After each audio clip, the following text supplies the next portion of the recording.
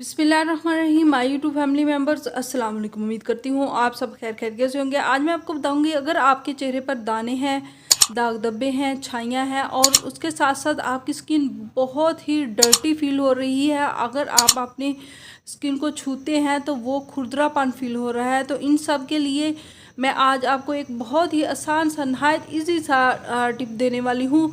वो है, सबसे जो मेन मसला है आपकी स्किन का, वो है ओपन पोज। ओपन पोज होने की वजह से आपका जो चेहरे के खुले मसाम हैं उनमें डर्ट वगैरह जम जाती है, जिससे आपके चेहरे पर दाने भी बनते हैं, दाग धब्बे भी होते हैं और साथ साथ उसके ऊपर छाइयाँ भी बनना शुरू हो जाती हैं।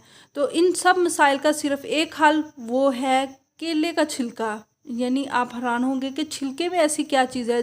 जी हाँ, छिलके में ऐसे बैक्टीरिया मौजूद हैं, सेहतमंद बैक्टीरिया, जो आपकी जो डर्टी बैक्टीरिया हैं उनको वो ख़त्म कर देते हैं। स्किन के जो जड़ से आपकी स्किन के मसाइल का पेश खैमा है, तो उनके ख़ात्मे के लिए ये केले का छिलका जो है वो बहुत ही मुफीद है। आपने सिंपली से केले का छिलका लेना है और उसके ऊपर पिसी हुई चीनी का थोड़ा सा छिड़काव कर लें और अच्छे से अपने चेहरे पर इसके साथ मसाज करें।